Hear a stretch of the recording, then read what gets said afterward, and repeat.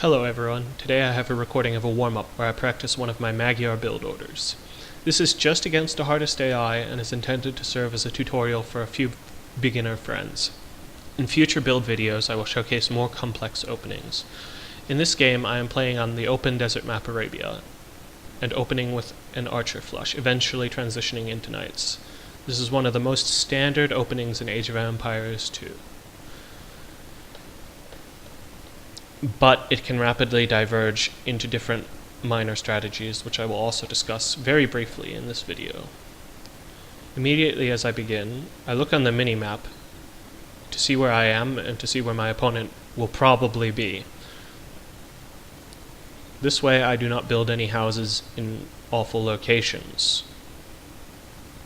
Additionally, I want to make sure that they are not immediately adjacent to any important resources in a way which will obstruct from gathering. I queue villagers and immediately send 2 villagers to build one house and 1 lone villager to build a second house. I also look with my scout to locate the starting sheep. In the event that I have not located my starting sheep, this isolated villager which was building this house will instead look in areas where the scout is not in order to find these sheep. In Age of Empires 2, the most important thing for a beginner player is to ensure that the town center is constantly producing villagers. In order for this to be done, a constant stream of food is required. And in order to gather 50 food in order to produce 1 villager, you need to have at least 5, preferably 6, villagers on sheep at a time. After this criteria is met, it is then okay to build a lumber camp. I am delaying it here because I am not sure if this is the most ideal wood line. It is forward and towards where my opponent will be, so I am hesitant to place a lumber camp there. However, the one at the back has a pool, and then the one at the side has a pool. So I decide that this is my only choice, and that it is my best choice for now. Now, after I build this lumber camp, I want to make sure that I chop the trees behind it, because otherwise villagers will become cluttered, and then they are unable to gather, because they just are all bumping up against each other and becoming idle. Now with all of these villagers, I just keep continuing to gather under the TC. I do this because that way they don't have to walk back to drop off resources. They're directly under the town center, and so they can just drop off immediately as soon as they reach 10 resources gathered. Now, I continue to move around with my scout, and I find more sheep. I move them back, continue to pull a harvest sheep under the town center, and after I have 4 villagers on wood, my next villager will shoot a boar twice and lure it under the TC for the exact same reason. TC is short for town center. You want to make sure that you're harvesting under the town center to just minimize that drop-off time. Otherwise, you're walking around all the time, you're more vulnerable to attacks, lots of terrible things can happen. So you just shoot the boar twice and walk back under the town center.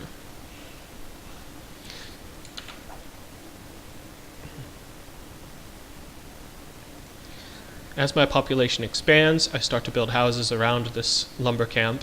I do this so that when my opponent becomes aggressive, especially since this is a forward lumber camp, you want to make sure you have some form of wall or secondary defense to prevent melee units from just wandering in here, trapping my units and killing them.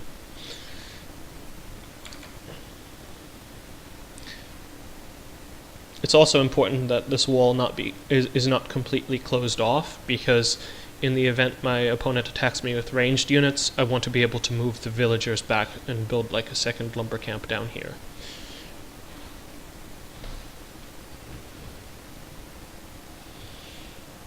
Now I just continue to harvest with boar. I throw down a mill. I put this mill on this side because it will also form a part of a wall when I place a lumber camp right here. That way this lumber camp can also not be raided from a flank. This is a very vulnerable wood line in that my opponent can put a tower right here just outside of line of sight, and it can completely control all this wood and force me off it entirely. So I'm very hesitant to do that. And as I lure in my second boar, I build another house to continue to ensure that my population doesn't get blocked. And I just continue to move with my scout, revealing more of the map. I'm trying to be very thorough here because I do not end up locating 2 of my last sheep, so I had to scout around my base for a little longer than necessary, and I'm a little late on going towards my opponent. Now right as I reach 18, 19 villagers, I build my second lumber camp, and I pull back my second boar. I'm a little late with the boar lure. These villagers were idle for a little bit of time, but it's not a big deal. I still kill him under the TC. Everything's okay. I'm still continuing to produce villagers.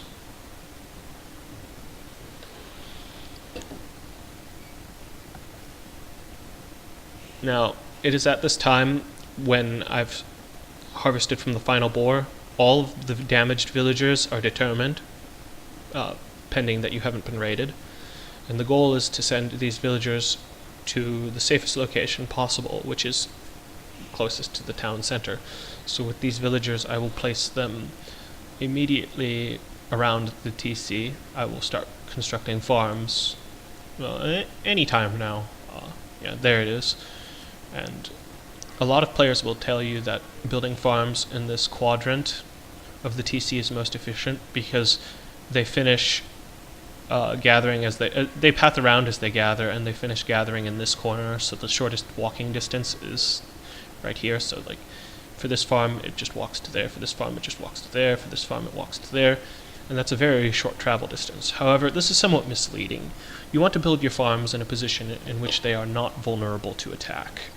Ultimately that is the most important. So you want them to be close to your TC, and sometimes this location is not necessarily the best. If you don't have a forward lumber camp here and you're not making a pseudo wall on this portion, this region is very open to just the scout walking by. Sometimes your villager won't have 11 HP, sometimes you'll be a little less fortunate with your boar lure and it will maybe have 5, and then a scout can just walk over, attack once, maybe twice, and your villager is dead, and you're in a terrible position.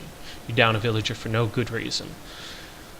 I start taking gold at around 25 villagers, and I've clicked up to feudal. Feudal costs 500 food, and I'm just finishing up that last little bit of food, and I'm sending a 5th villager down to my second lumber camp. So right now I have 10 on wood, 4 on gold, and then 6 on farms and sheep, and 5 on berries. And I just continue to move around with my scout. I'm getting closer to my opponent's base. Now, against a human player, I probably wouldn't snake as much. I'd probably be very direct in locating them because I want to make sure there's no shenanigans. You have to be careful of your opponent because they can do wild strategies that are high risk, and they are easily countered if you see it coming, but if you don't, then you're in trouble. But okay, here's another good example of something you can do. If your opponent's scout walks too close to your TC, it's totally okay to just garrison inside, start shooting that scout and kill it.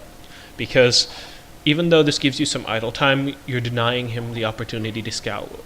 And then he doesn't necessarily know what you have. If that was a human player, all he'd know is that I have a barracks up after I've clicked up to feudal, and that really doesn't tell you anything other than that I'm not like doing anything crazy myself. He doesn't know if I'm going to go into knights now. He doesn't know if I'm going to go into archers or scouts or anything. Now, here's my first major mistake of the game. I throw down a blacksmith and an archery range. Now, it would have been best to throw down 2 archery ranges because you can see I'm floating a lot of gold. It only costs 200 gold to go click up to castle. And I could have continued production from 2 archery ranges immediately, since I'm not in danger of being housed immediately either. So this was a bit of a mistake on my part, and you'll see I'm not even getting the upgrade, so there was no need to do this. It just delayed everything. Don't do this. It's a bad mistake. So after those villagers gathered from sheep, I added in a couple more farms.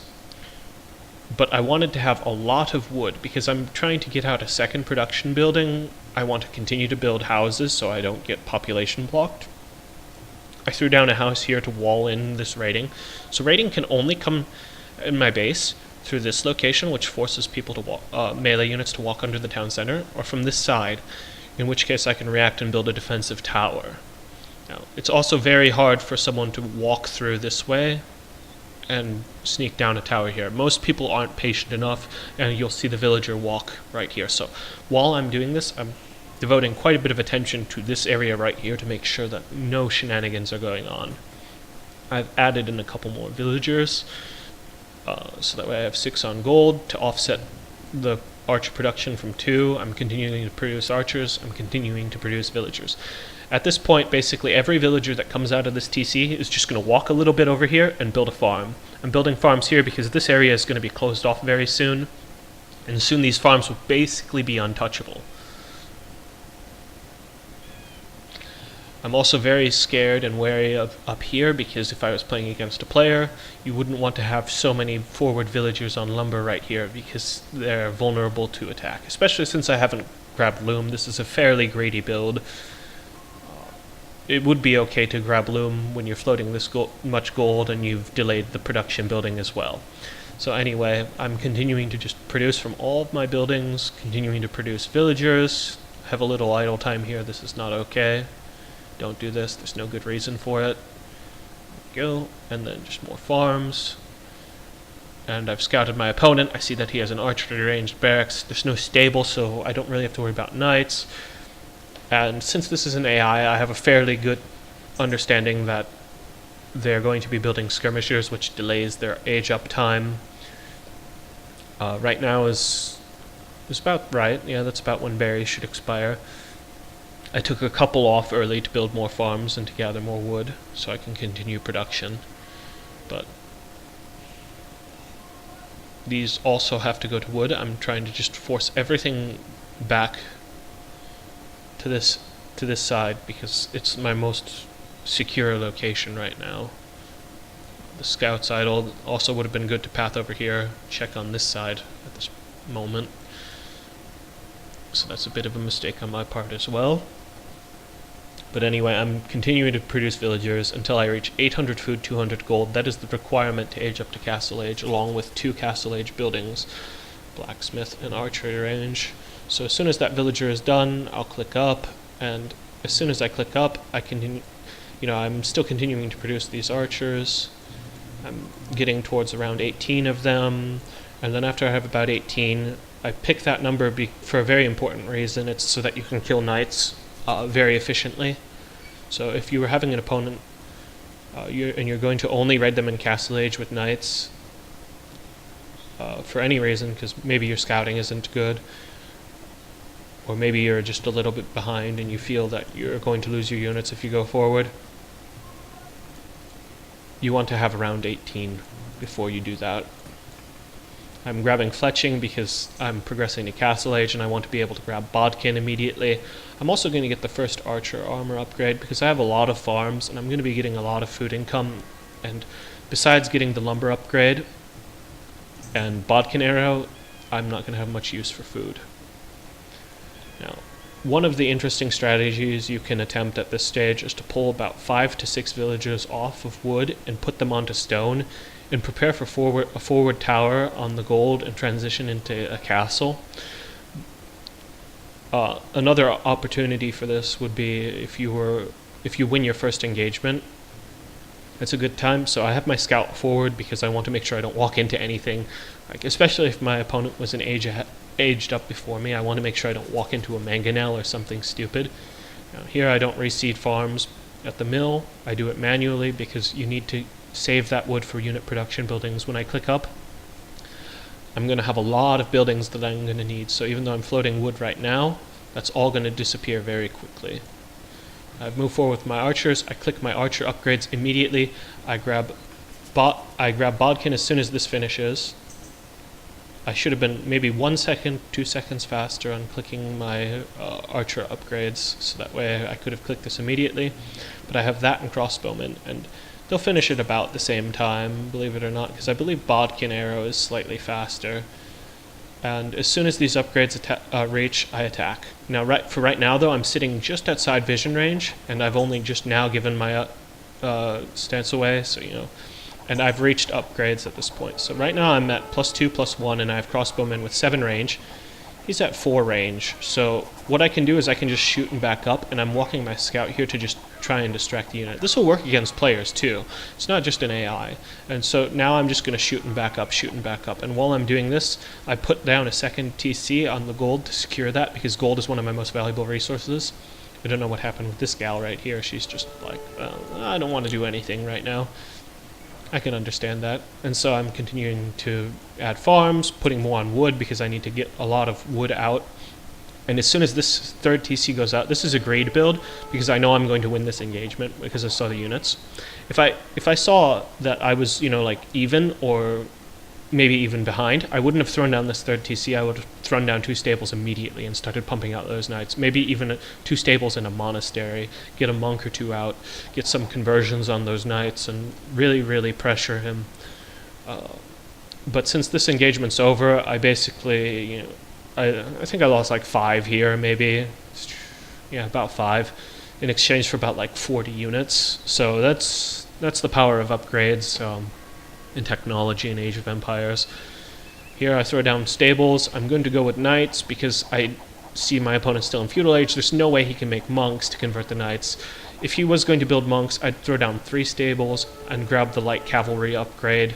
None of the armor upgrades, believe it or not. You don't want armor upgrades if your opponent's going into siege and monks. This is because siege will bypass the armor for the most part anyway, so the armor upgrade is useless. But if the monks convert the units, monks don't do damage. Your units do damage, though. Your units do pierce damage. So if you're fighting against scouts and they've got the pierce upgrade, and you're fighting against your own scouts, that's it's not to your advantage. So you just want them to be glass cannons. They just get all of the damage upgrades. Magyars is fortunate in that they get 2 of the attack upgrades for free. You can see it right here. You get all 3 actually, but yeah, you 2 in Castle Age.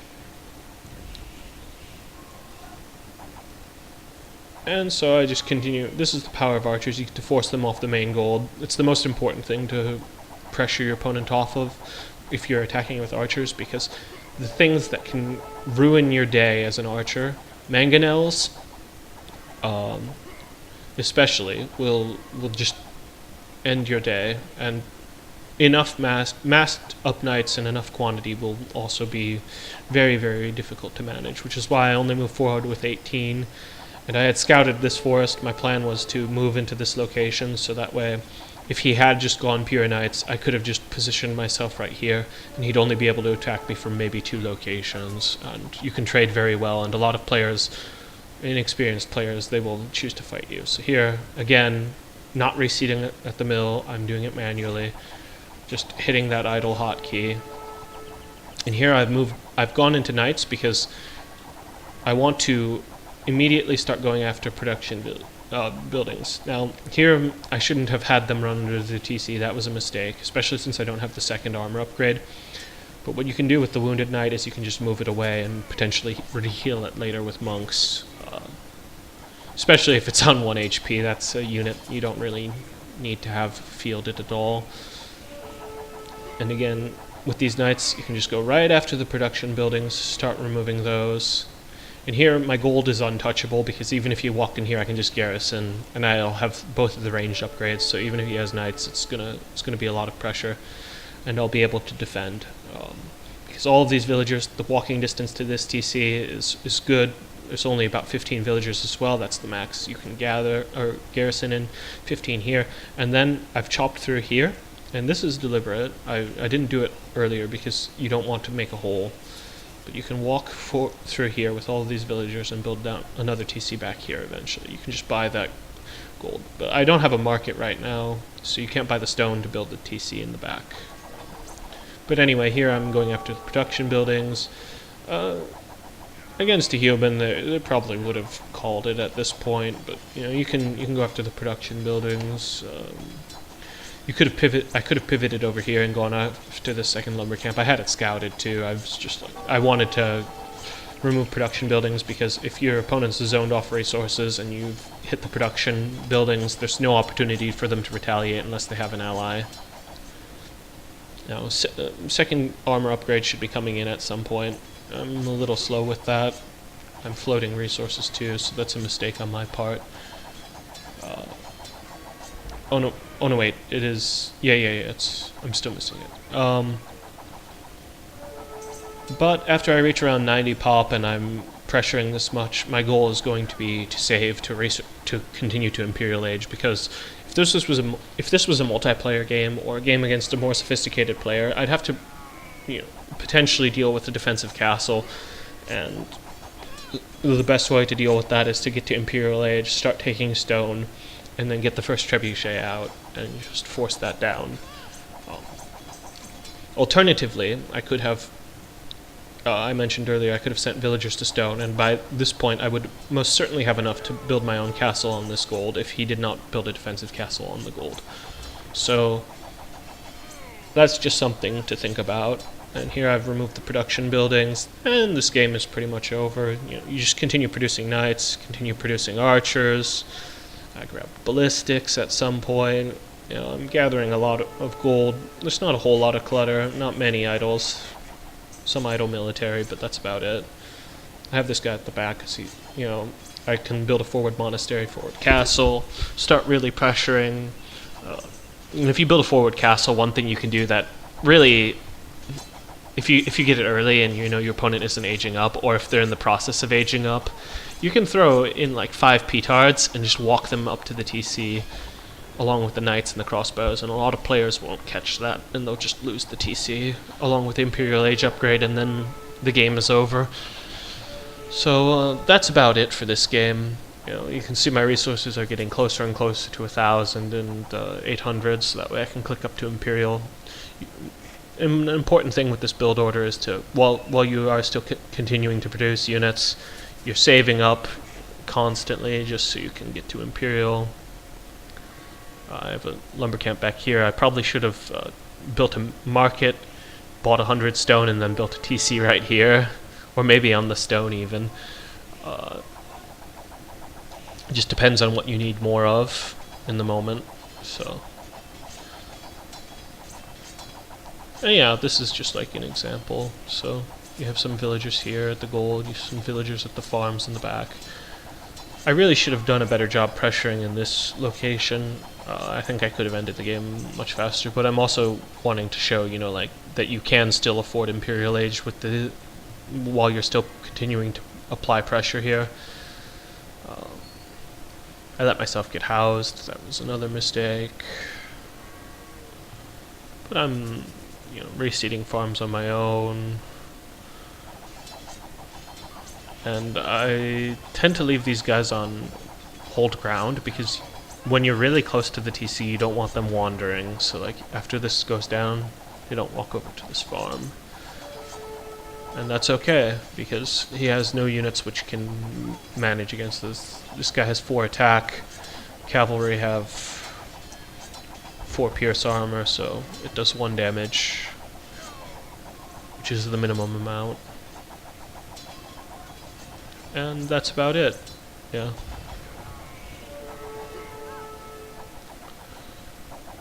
And I can sell wood here and click up anytime I want to. I don't think I get to it in this game. I don't recall. But at this point I've mostly stopped looking at the game, and I'm just thinking about what I want to do for my actual match, which came later. And there you go. That's this game. So, thank you for watching. I'll show some more bizarre Magyar openings in later videos. This is kind of just a warm-up, and very standard as well. So I wanted to showcase the vanilla openings first for my friends, and then transition to the more radical stuff, because it has a higher rate of failure if you're not extremely careful.